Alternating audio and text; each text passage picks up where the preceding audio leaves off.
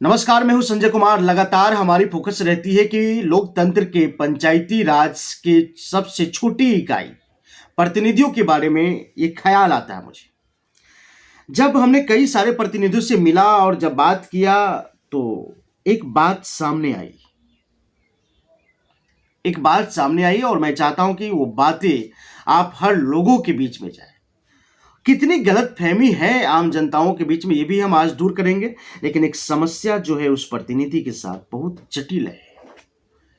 इस समस्या के समाधान सिर्फ सरकार नहीं सोचती है कि ये समस्या उन प्रतिनिधियों के बीच में खत्म हो। आपकी पंचायत में भी मुखिया होगा, पूरे भारत में जो है मुखिया का सिलसिला है। पंचायती राज का जो है एक जो पंचायत के मुखिया होते हैं उनका एक समस्या है। उनकी समस्या क्या है, ये बहुत बड़ी सवाल बना हुआ है। इस सवालों पर सरकार की कोई ध्यान नहीं। मुखिया का जो सवाल है 2500 रुपये की महीना मुखिया का वेतन। मुखिया का जो वेतन है वो मात्र 2500 रुपये। हाल ही में सरकार ने घोषित किया था कि मुखिया का जो अब वेतन है वो 5000 रुपये मिलेंगे। सारे लोगों के बीच में घोषित कर दिए, आम जनता के बीच में घोषित हो गया कि मुखिया को जो है 5000 रुपये की वेतन मिलता है। लेकिन क्या मुखिया को 5000 के वेतन मिलता है या नहीं मिलता है, ये जानना आपके लिए बहुत जरूरत है। एक मुखिया का खर्च आप जोड़ दीजिए कि दिन भर में कितना होता है, पूरे दिन में जो है कितने खर्च होते हैं। इस खर्च पर विचार करना चाहिए, आम जनता को भी विचार करना चाहिए। एक प्रतिनिधि के यहाँ, मुखिया के यहाँ सवेरे से लेकर के शाम तक जो है पंचायत के लोगों का जो है आने जाने का सिलसिला लगा हुआ रहता है। लेकिन अगर एक एक कप अगर पूरी दिन अगर चलता है मुखिया के यहाँ, तो कम से कम 100 कप चाय तो जरूर चलता है।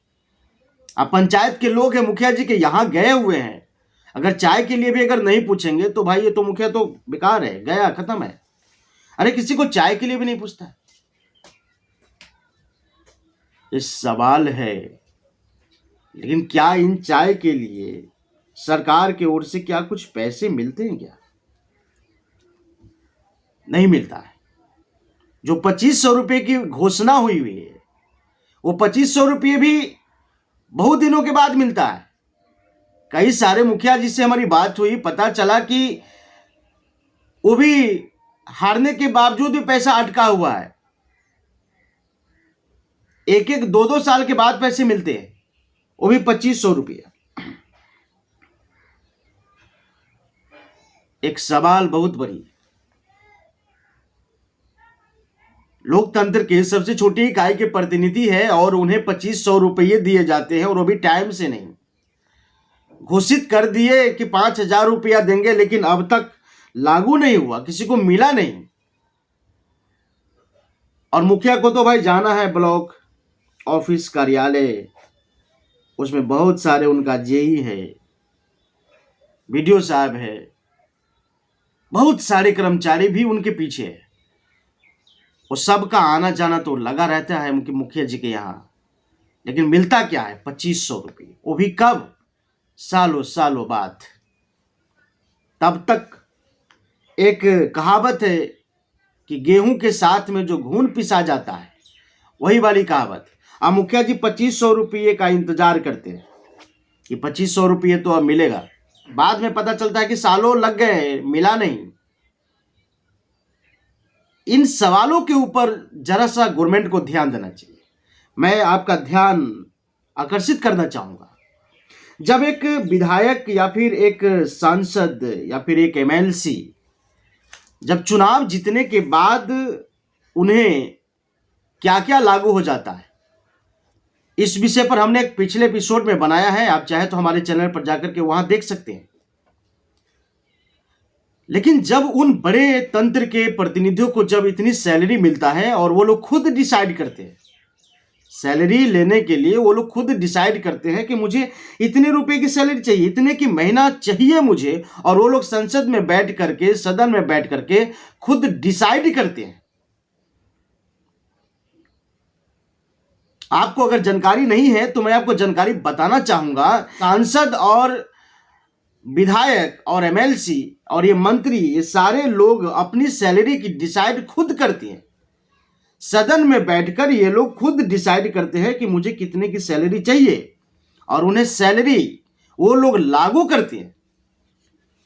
लेकिन जब वो लोग अपनी सैलरी को जब लागू करता है तो ये छोटी सी मुखिया का क्यों नहीं? उन्हें भी तो बहुत सारे खर्च है, उन्हें भी तो जो है पंचायत के लोग हर दिन उनके यहां जाते हैं, किसी न किसी समस्या को लेकर के तो हर दिन उनके यहां लोग जो है जाते हैं, आम जनता जाते हैं। तो फिर उन्हें सैलरी क्यों नहीं लागू होता है?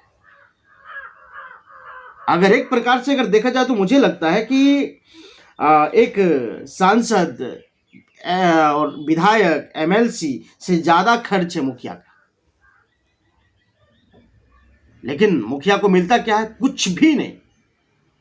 कारण क्या है? कारण क्या है कि मुखिया को कुछ नहीं दिया जाता है? ये वेतन के नाम पर बहुत सारे लोगों ने आवाज उठाया कि जो प्रतिनिधि है रिटायर होने के बाद उसकी वेतन समाप्त कर दी जाए। इसीलिए मुझे भी लगता है कि समाप्त कर देनी चाहिए। अगर समाप्त नहीं होती तो और भी प्रतिनिधियों को लागू कर दिया जाए।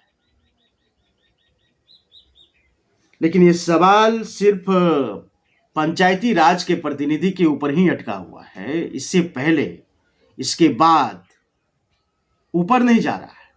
कारण क्या है? फिर हम मिलेंगे अगले एपिसोड के साथ। तब तक के लिए नमस्कार।